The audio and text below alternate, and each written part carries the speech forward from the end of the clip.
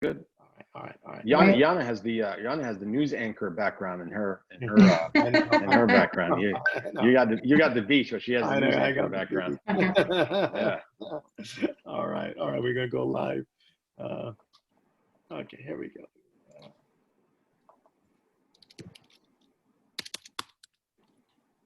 Bobby, oh, Yes, I was going to ask you, do you want to do the intro? I'll do the intro. Yeah, Okay, no problem. got it.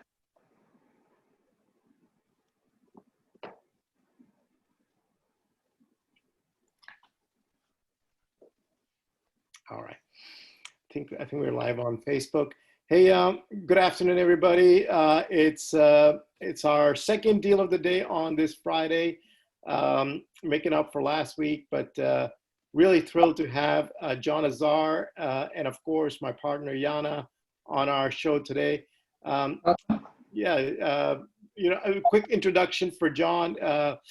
Just an amazing investor. What they've built is just spectacular.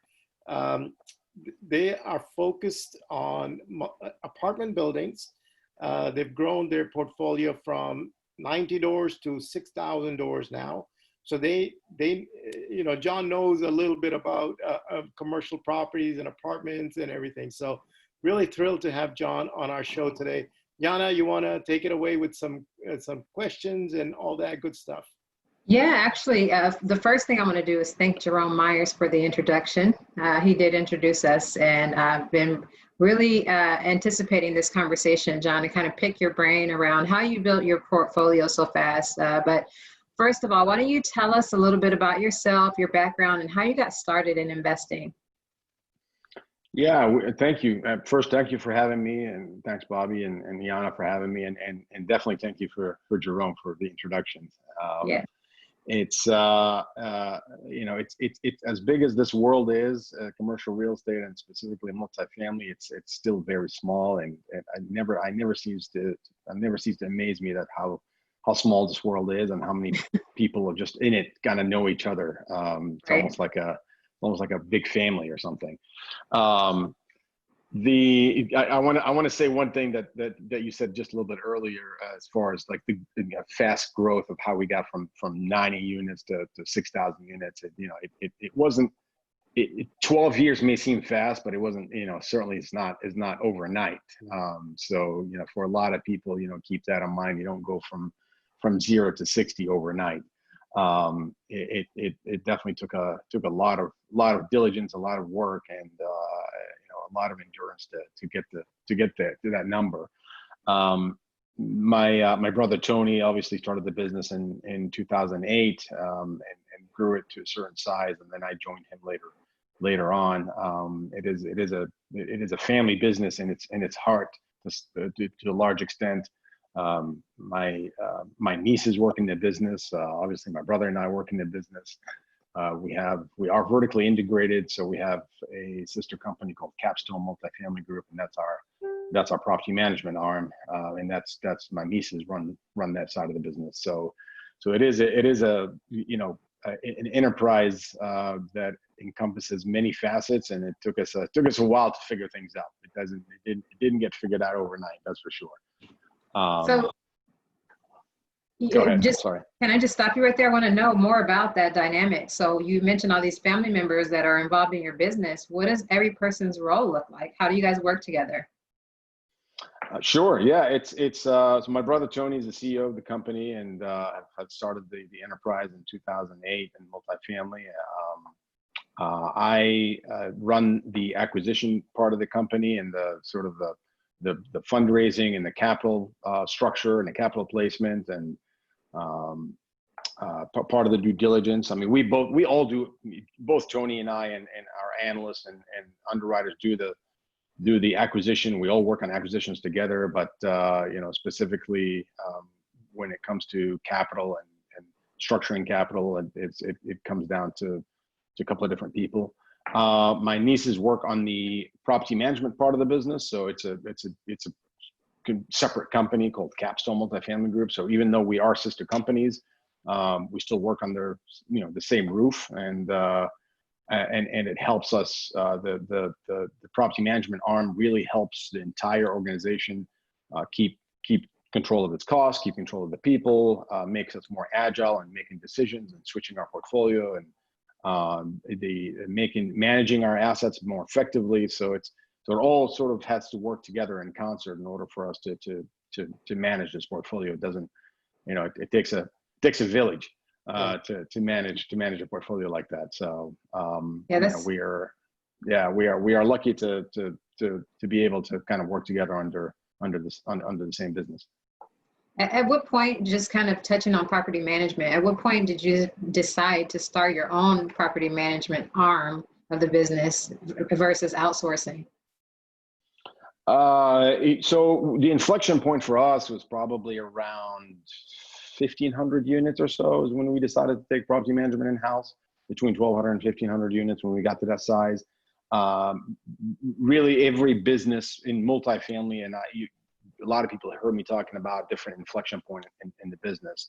This business itself, obviously a lot of businesses have inflection points of their growth and their evolution. Our business, the multifamily business, has the inflection point in this business really happened to be when you hit certain size parameters, certain unit size. How many units are you managing? That's really what determines how are you going to structure your business, where are you going to take it next, what are you going to do internally to change the way that you're managing it, and kind of take it to the next level. So for us, it was around 1,200, 1,300 units is when we decided that we needed to start taking property management in-house. Before that, it just didn't make sense. And for a lot of businesses in multifamily, if you are also in multifamily, if you have less than 1,000 units, it just doesn't economically make sense for you to take it in-house, because you have to spend so much on the structure and the building of that business, that unless there's obviously there's a generation of revenue of some sort that is expected with certain amount of units, that's sort of the number that we found that was the magic number for us, was over that 1,000, 1,200 units. Noted. 1,000 units. I can't wait to have that problem, John. You'll get there. So thank you for kind of breaking down the dynamic of the team. I know that's like a big thing for people that are getting started and investing and building groups and teams. The way that you explain that your family works together is really something that a lot of people would love to have. I would love to have my whole family kind of working together in the business, but I have Bobby, which is the next best thing. So Thank you. Can you kind of walk us through like maybe your first deal? What did that look like? Did you have prior experience when you bought your first apartment? Did you have single families first? How did you move into commercial real estate investing? Yeah, we were doing single family. My brother Tony was doing single family flips before that. And we were buying and selling essentially single family homes as a flip, not necessarily as rental. We would buy them, fix them up and flip them back out. At one point. What year is this, John? What year and what markets? This is in the Southeast. This is specifically in North Carolina, in the Southeast. Yeah. The single family was only in the North Carolina area. And this was between 2001 and 2006, 2007.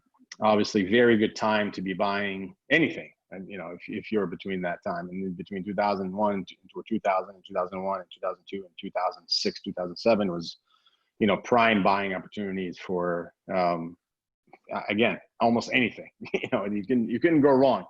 Yeah. And then after 2008, everything went wrong. But we just but fortunately for us, we made the switch at the right time. We decided to sell off a good portion of the portfolio in 2007 of single family and just buy the first apartment complex in 2008. Really fortuitously happened to kind of time the market.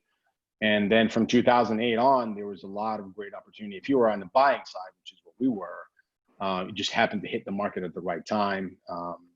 At that point, apartment complexes were being, bought at, 30, 40 cents on the dollar back then, because obviously ensuing the time of 2008 after the crash, valuations were terrible. and people were transacting their multifamily deals at very, very good deals. We can never duplicate the deals that we had from 2008 to about 2010, 2011. These deals are long gone. I don't think we'll ever see those kind of deals ever happen again. I was just going to ask you that, with your finance background, do you ever think anything like that would ever happen again? I don't think to that extent. No, I don't think to that extent. I mean, I think even now people are talking about, being in a recession and the market right now being in a retrenchment and adjustment.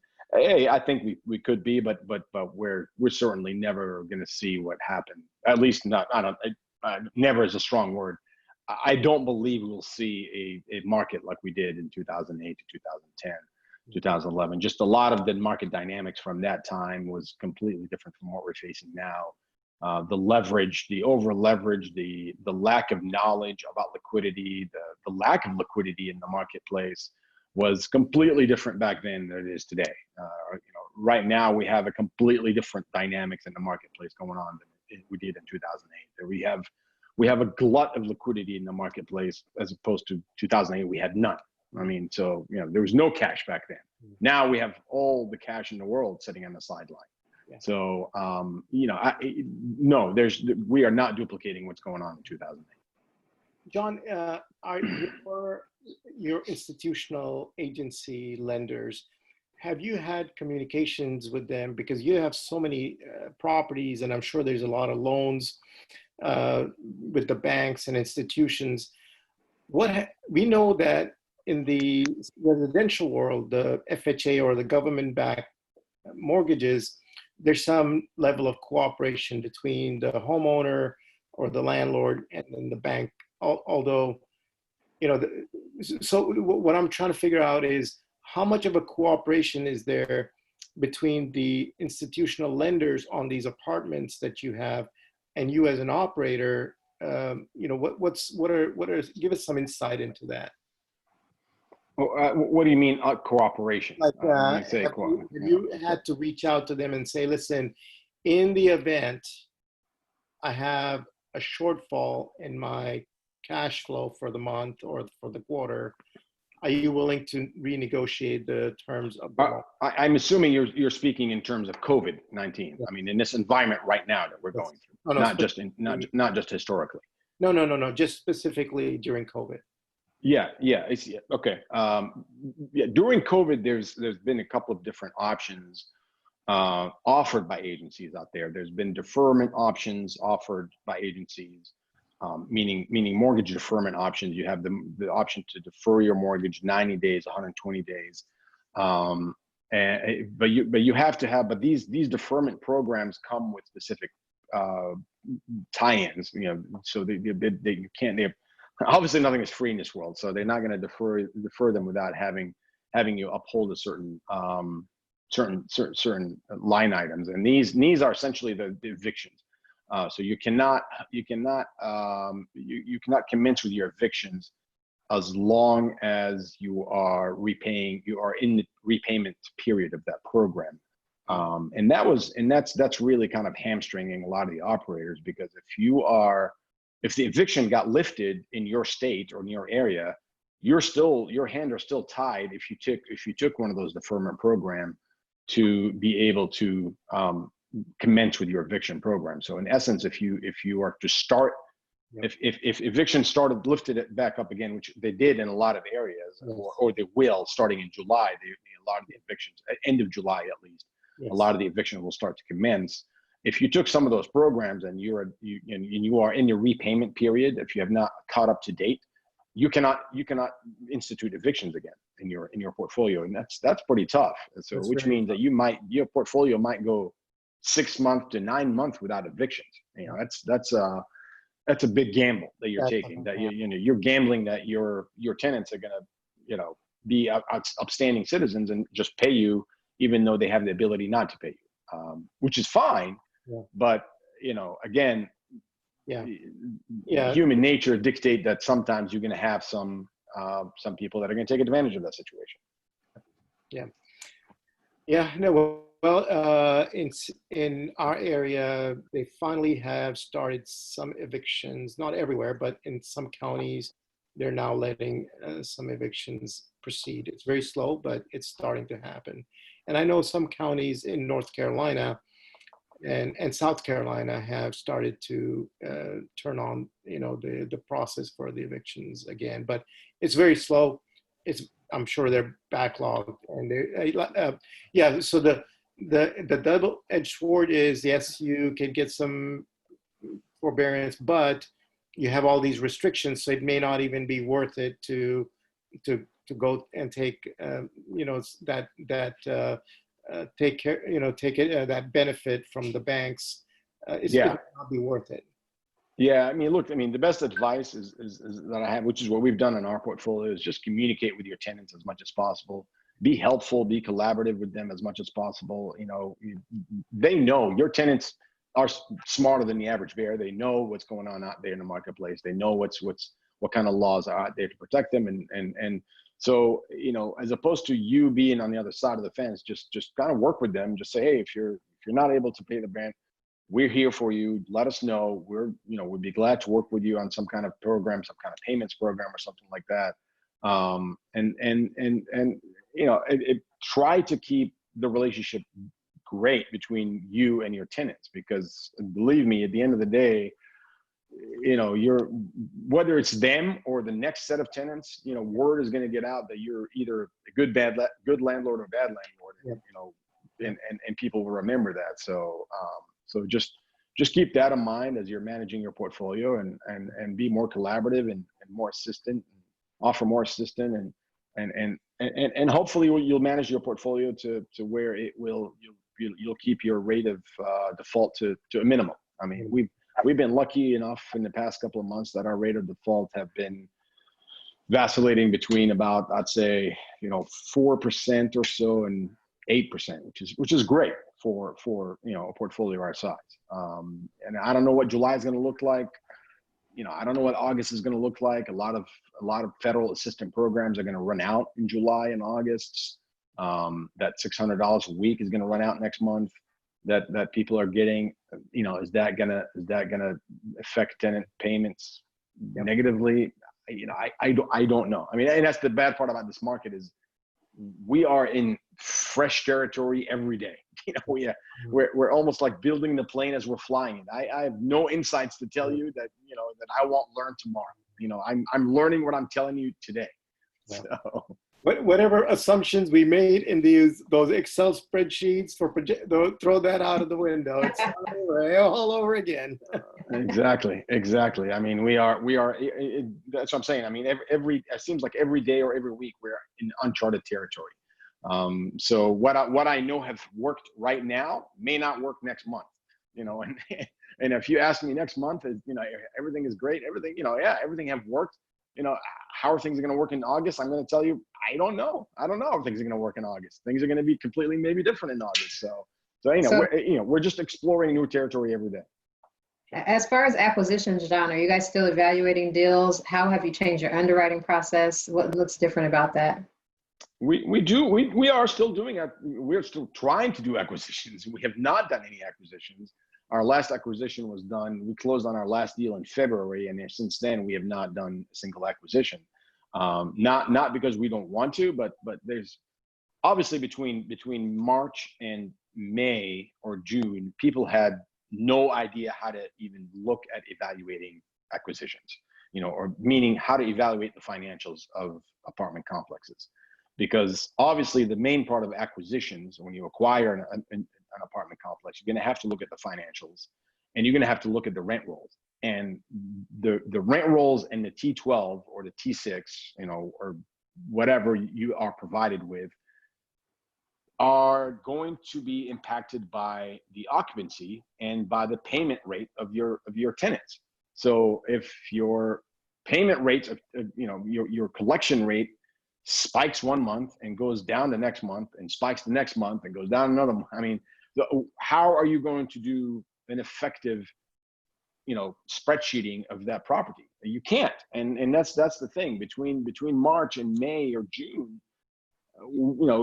it's been very, very tough to evaluate the financials of an acquisition effectively, and because you cannot base what's going on now for future results or past results, because pre-COVID, yeah, somebody can show you a spreadsheet that shows 95% occupancy and 98% collection rate. Well, that's fantastic, but that's not what's going on right now. And we don't know how long this is going to last either. So that's the other hard part, is like, and we don't know how long that's going to last. And the other thing is, when you're going out to leverage your acquisition, meaning getting debt on your acquisition, the lenders out there don't know how to evaluate that. The best they're doing right now is increasing tremendously your reserves requirement. So what's going on is your reserves, that normally is that number that's taken out on a normal level, it's usually pretty small.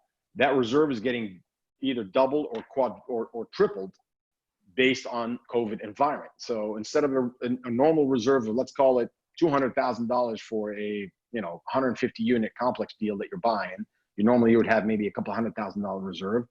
Today, that reserve shoots up to 600,000 or 700,000, and this is money you have to keep on the side and not touch, until we are past this period. So, and most people don't have. Oh, sorry. I was going to say, not only that, go ahead, John. No, I'm just going to say, most people don't have that. Most people don't have the luxury of keeping 600 grand on the side, So what you're having to do, at least for us, is we're trying to go to some of the sellers out there and say, hey, as a halfway measure, maybe you can split that reserve with us, so instead of us having to take on 600,000, maybe we can take on 300,000, you can take on 300,000, and then both of us will get paid back that at the end of the year, because lenders will release those reserves to you at a certain time frame. So those reserves will come back to you, but you have to keep them locked up for a year or whatever it is, however it is long that the lenders are requiring you. I'm sorry, Yana, you were going to say something. I was going to ask you, so is your strategy value add? I mean, we were just talking about lending requirements and how lenders are having a hard time assessing value. If you have to go back and try to do like a cash out refi in 18 months, how do you even gauge where that is going to be, especially in these times? Yeah, it is value add. I mean, and that's, for the most part, we are value add buyers and managers. So we buy, anywhere between B minus and B apartment complex, and try to manage them to increase the efficiency, increase the quality, and hopefully take a B minus complex to a B, or B to B plus, or A minus, or whatever. So there's a certain amount of value formula that gets into every one of our apartments. The lift formula is usually, let's call it, anywhere between $2,500 a door to about $5,000, $6,000, $7,000 a door on the higher end. And we try, obviously, to increase rents to match whatever requirement that we're going to need them to obviously repay that and give us an added cash flow on top of that, because that's how you end up making your cash on cash. People hear that term cash on cash for apartments, and really what cash on cash is, in a simple term, is just really your profit that you're making from your cash flow from your apartment complexes. So any Does your strategy?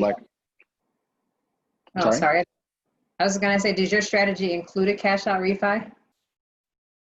A cash out refi? Our strategy include a liquidity event at the end of about 4 years. Our hold time is about 3 to 5 years. And we have a liquidity event. That liquidity event could be anything. Could be cash out refi, could be sale, could be recapitalization, could be us buying the investors out, could be 4 or 5 different scenarios. Very nice. At the buyers of these properties, do they tend to be, because the cap rates, I would imagine, on a B plus or an A minus property, pretty low cap rates. What is in it for them, the new buyers? Like, where is it purely security, and because by the time you've sold that property, you've kind of fine-tuned it, right? You've optimized it, So what is it that they're looking at when they're buying a well-performing asset?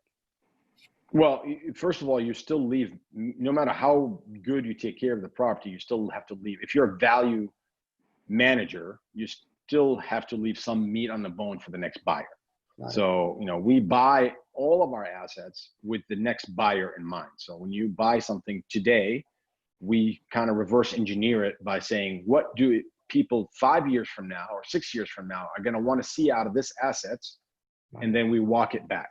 So, that's not just based on the financing, it's based on everything. So do they want to see this asset with, 94% occupancy? Do they want to see it with that much collection rate? Do they want to see it with new roofs? Do they want to see it with, maybe 30% of it still left to redo, for them to redo, to kind of start doing new value add themselves? So you take that equation and then kind of walk it back and say, okay, so we will rehab maybe 80% of the apartment complexes or 70% of the apartment complex in the next 3 to 4 years. And then by the end of the 4th year, when we're getting ready to a liquidity event, either a sell or whatever, the next buyer will still have a value add of their own to take care of. So they'll still have a good 30-40% of the apartment units to add their own value and maybe rehab. And so, because if you end up doing 100% yourself, and then 4 years later, everything is fixed up, everything is running fine, it doesn't become a value add at that point. It just becomes a cash flow deal. So somebody else is going to buy it just for the cash flow, but they're not really going to buy it for the upside. Makes sense. Makes a lot of sense. Are you looking at any other markets? We are in our own portfolio. We are really mostly Southeastern. We're mostly in 4 or 5 different states. We're in the Carolinas, North Carolina, South Carolina, Georgia, Tennessee. These are our 4 main states of concentration. We will look in. We've been looking in northern Florida, like Jacksonville. We've been looking in Kentucky. We've been looking in Alabama, but we haven't been able to pull the trigger on any of those areas. But we would buy in any of those areas for our own portfolio.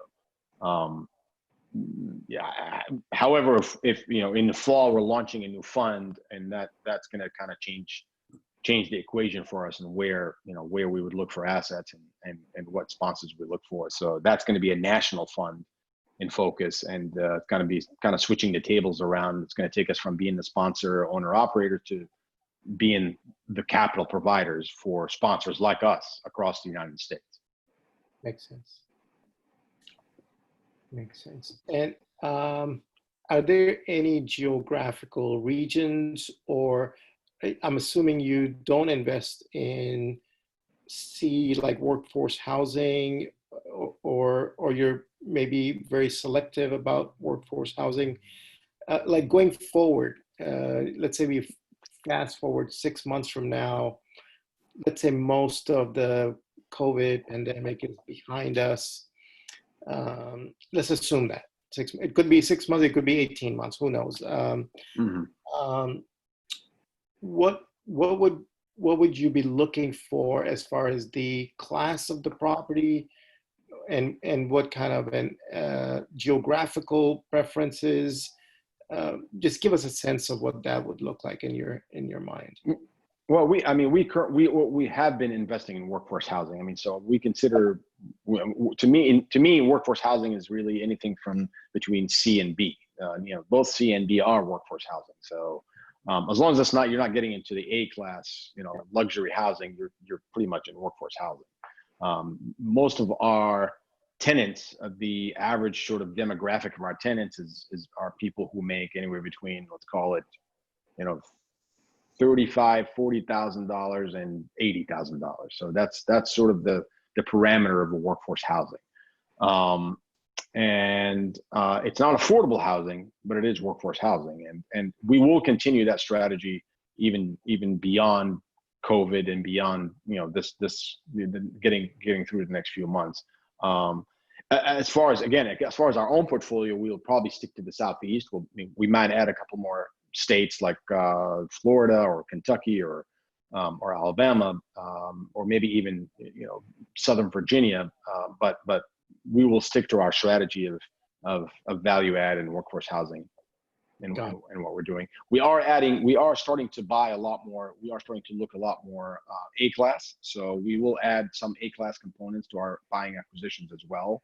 Right. We found the delta between A and B sometimes is worth it for us to pay up and get a better, newer unit. And as long as the cash flow is there and as long as it meets the numbers criteria. And so we will be adding probably more A-class units to our portfolio, and we may even add more new construction units. We have been pre-COVID. We were pretty close on closing one or two deals that are new construction, ground up developments that are going to be, between A and B class. Obviously, that kind of went to the sidelines for now because of COVID, but that is something we're planning to readdress again after we get through. Perfect. I don't want to put you on the spot, John, but would you be willing to talk about some of the criteria that you guys use for underwriting, just for other investors that are maybe trying to compare their strategy to yours with all of your success and all of your doors? Yeah. I mean, no, underwriting it's not magic. Obviously, you just have to make the numbers work. Each person's underwriting, it may work for me, but it may not work for you. So just because I talk about our underwriting doesn't mean that it's the secret sauce. There's really, I've always said there's really no secret sauce in this business. The only secret sauce is how hard you work, how many people you meet, the relationship you build in this business, and the kind of capital that you have and you attract. That's the only secret sauce there. Otherwise, underwriting is underwriting. I mean, obviously you have to pay attention to the numbers and the numbers have to make sense. So yeah, you can't. I guess you can underwrite in a way that is very naive and expect the best and underwrite to that. But if you do that, you kind of end up shooting yourself in the foot. We tend to be very conservative and we underwrite to the worst, not to the best scenarios. Very nice. Very Do you nice. guys forecast any growth right now? I mean, in your numbers, are you? Yeah, I mean, our growth parameters have always been tampered anyway. So we only usually, the growth in our portfolio, as far as rent growth is concerned, we typically don't average more than 2.5 to 3% from what we underwrite. We average a lot of times we average a lot more than that, but from an organic growth perspective, we don't see more than the 2.5 to 3%, levels. And for the next 6 months, I don't even know if we're going to get that. I mean, we just for the next 6 to 10 months, it's again, it's anybody's guess on what we're going to be able to sustain in the marketplace. But as far as underwriting is concerned, I mean, we pay attention to cash on cash is very important to us and how we attain that cash on cash. So, and again, cash on cash really is a product of net cash flow that you get out of holding an apartment complex. So which means after you pay all your bills, after you satisfy your debt and your expenses, what you end up with is what you're going to end up giving to your investors and to yourself as net cash on cash. That number is very important to us because that number is really going to determine how much capital we attract and the kind of capital we attract. And then obviously your number that you're going to be able to turn around and sell the asset in 4 to 5 years also is important to us. And that's why that number is tied more as to the dynamics of what's going on in the area and what you're going to be able to get 5 years down the road. So that's why it's important for you when you're buying an apartment complex to know exactly, what's getting built around, how much competition you're going to get, what corporations are coming into the area, who's building, who's not building, who's coming out, who's moving in, what kind of economic base is going to be in that area? Are they, are they building a new Walmart? Are they building a new Whole Foods? Are they, is there a new Starbucks coming into the area? Is there a big corporation that's going to be putting in a new corporate office there? Are they pulling out of there? Why? So all these things matter because that's what's going to affect your future value as well, not just your cash flow currently. So your cash flow currently is very important, but your future value is also going to be pretty important because that's how you're going to make your upside, unless you don't care about that. So, which a lot of people sometimes, believe it or not, sometimes they underwrite based on way they underwrite makes me think that they don't really care about the upside. So, so that's part of the underwriting. I mean, I can walk you through, more details, but that's, 30,000 foot view of what we look for when we underwrite. No, yeah, I was just curious, like how that lens has changed for you guys. That answers a lot of my questions. Thank you. Sure. Very nice. John, my last question is around family dynamics. Like a lot of the conventional wisdom is, or the conventional thought is that, don't do business with the family. So tell me, how do you and your brother, and then you incorporated your nieces into the business? Like how has that worked out? Like what was key to everybody getting along, at the family dinner, plus, in the office, different dynamics. Share with a lot of our viewers, like what goes into a family run business in a high pressure, high stress, a lot of money, all that at play. Well, it's first of all, it's a business. So you got to think of it as a business. You take the word family out of it and run it as a business. So, a lot of times we don't agree on something. It doesn't mean that just because it's a family run business doesn't mean that we are always holding hands together and singing kumbaya and everything is fine. And we see each other's point of view and we're always happy and smiling. That's not a reality, obviously. So you got to run it as a business. You have to be fiduciary to your investors. You have to have a fiduciary responsibility to your partners. You run it like any other business. So, you keep the family and personal stuff aside and you run day to day as a business. And then the rest of it is obviously gravy. You go home and talk shop with your family members. In our case, I'm interacting with my brother at the office and then I see him on barbecues. So, I mean, it's, you can't, but that doesn't mean that when we see each other at the barbecue, we're going to talk business all the time. We do sometimes, but not always. Not always. Perfect. Very nice. Very nice. I think there has to be a lot of respect and trust, and just knowing that, like you said, it's a business. And then, of course, there's family afterwards, but you got to keep those two, in a separate compartment. So very nice. Yeah, everybody have to be dedicated to their task at hand, and you have to have a certain amount of responsibility that you uphold yourself to, and you uphold the other family members to. And if that's not happening, then you got to reevaluate. Obviously, there's everybody brings something different to the table, and what I might like doing, maybe somebody else in the family doesn't like doing, and vice versa. So, and again, just like any other business, I mean, you may have different people working in unison in a business. I may not like doing what you're doing, but that doesn't mean that we can't work together and produce a successful business and we'll keep the business moving forward. So, so that's all I'm trying to say is that, we may have different roles and responsibilities as long as we're showing up every day and committed and have the right ethics and work ethic and produce. That's all that matters. Perfect. And John, have you ever had to fire a family member? No, but I think my brother fired me a couple of times.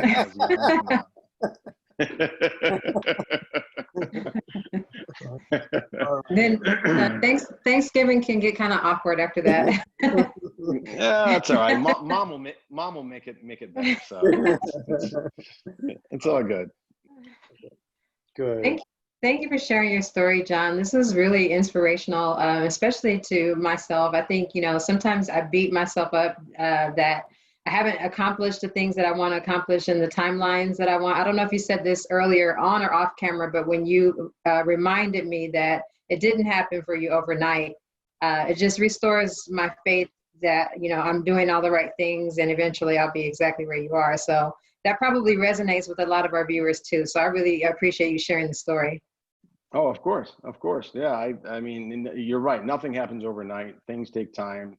Even certain decisions and certain inflection points take time. It doesn't come. Nothing comes overnight. I mean, we are, as I think I mentioned earlier, we're launching a fund in the fall. We're not. People can tune in now and say, oh my God, you're launching this huge fund. Well, it took us 12 years of history to be able to be at a point now where we can say we have the ability and the experience and the track record and to launch a fund like that. So I didn't just wake up overnight and say, I'm going to launch a $300 million fund. That it's not the way it happens. Not at all. Very nice, very nice, very insightful. Jana, Any questions you're getting in from anybody else or anything like that? I don't see any online, but if someone wanted to reach out to you, John, how would they connect with you? They can connect with me either through LinkedIn or through my own email address, which is john@maccvp.com, john@maccvp.com, or our company. They can find us on our company website, which is www.maccvp.com, maccvp.com. Thank you so much. Thank you for being with us today. Sure, you're welcome. Thanks for having me. Yeah, you bet, John. Pleasure having you.